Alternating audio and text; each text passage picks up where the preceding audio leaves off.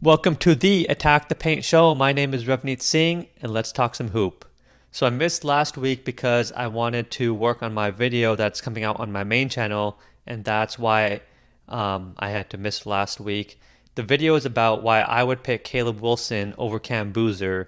So that's on my main channel, Attack the Paint. Please make sure to check that out. Now, with that out of the way, we could talk about the playoffs. And I want to start first with the Atlanta New York series, which has been really fun back and forth. CJ's been great. He struggled in game four, and New York took advantage of it. Their defense was really solid, and I think that and Cat playing really great, especially in the first half, is why they ended up winning. But I did want to touch a little bit on Kaminga because he's looked pretty solid, I would say, from what I've seen. And I really like the Kaminga Jalen pick and roll. And you could run that either way. And it's in a sense it's like that should be easy to defend because they're both bigs and you could just switch it. But it's hard to defend because if you don't time the switch perfectly, either one of them are going to get to the basket and score. It's just you got to be really good with your communication on the switches, and I don't think New York was as much in Game 3. In Game 4, I have to go back and see. I don't know if they ran it enough, but New York's defense just seemed really good in Game 4. And the next, I just want to briefly touch on that, but the main series that I've been watching is the Minnesota-Denver series. And Minnesota just looks like that team that's way better in the playoffs. Like their game just elevates to another level.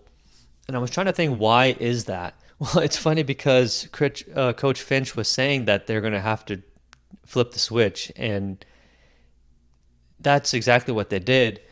I wonder if Ant was healthy near the end of this regular season, if they would have just moved up the standings and looked like a way better team.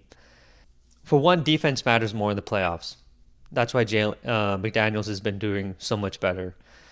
And his defense on Jamal has been amazing.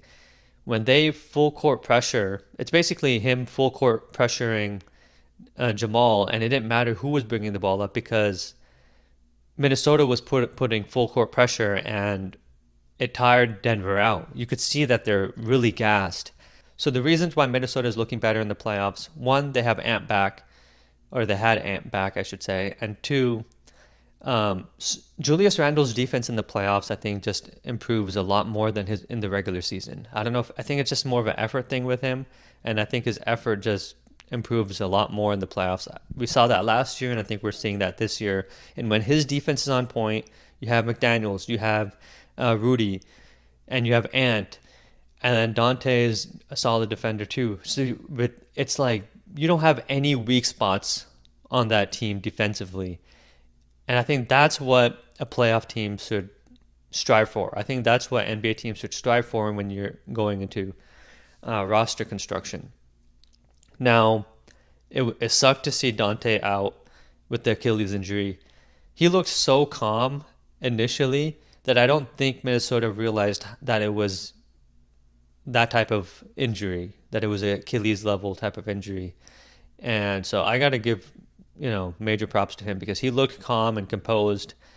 And I haven't seen anyone look that calm with that tear, except maybe Kobe. So, but yeah, just it sucks to see because they were looking like the better team. I mean, they were the better team. They weren't just looking like it. And they were looking like they could make a run to the finals. They were looking that great with Ant not even being 100%. Then he has the hyperextension on his knee, and now we hear that he's out multiple weeks. So it's going to be really tough, I think, for them to even close out this series without those two guys. Io obviously went off 42 points. I don't know if that can continue, but I mean, he was playing like Edwards, attacking the basket and putting pressure on the rim. So it's gonna be interesting to see. I wouldn't be surprised either way now who wins this series, because going back to Denver, if Denver just wins one game, then it's going to come down to Game 6. Whoever wins Game 6 is going to win the series. So It's gonna be fun though. I mean, it's been fun the whole time. It just really sucks to see this because it puts a whole it just puts a damper on it. And the last thing I want to say about this series is, and specifically about Dante and the Achilles injury, is this is the fourth Achilles injury we've seen in 2 years. This just proves to me that the season is way too long. The game isn't what it was 10, 15, 20, 30 years ago. It's moved way faster. It pays a toll on everyone's body more than it did before. And I think that's why people are having more Achilles injuries. So we've seen Dame have it, Tyrese, Tatum, and now Dante. So it really sucks to see, but I think the only way to fix this is to have shorter seasons. So it's going to be up to the NBA on that, and I don't think we're going to see that because it's all about money and not the best interest of the players or the best interest of what the game should be. So that's a little bit unfortunate. Um, Cavs Raptors. I watched that game today a little bit, so it just seems like a little bit too much of like your turn, my turn with Harden and Donovan. And this team has a lot of talent.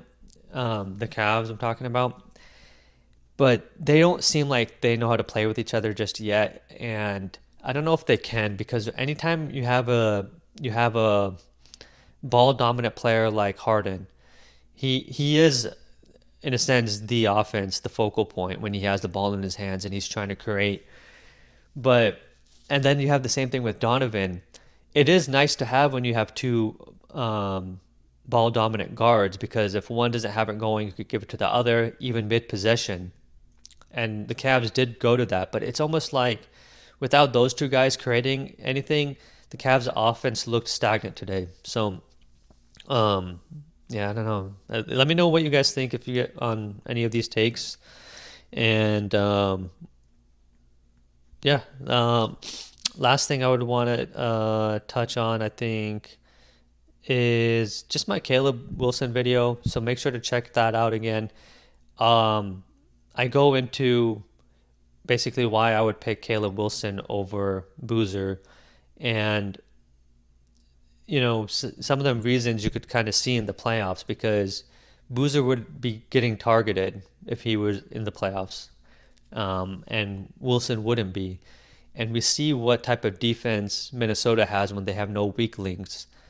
And so I do think there's a gap on offense between the two players, but I think it's more the gap on defense is bigger than their gap on offense, in my opinion. And I also think Caleb's ability to roll hard to the basket is something Boozer can't do. And I think that aspect of Caleb's game is going to translate really well to the next level. So I go more in detail. Make sure to check that out.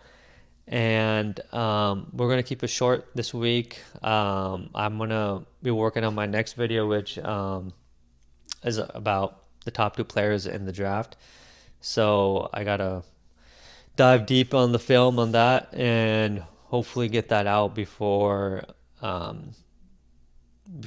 start of June. So I appreciate you guys watching. Talk to you guys next time. Peace.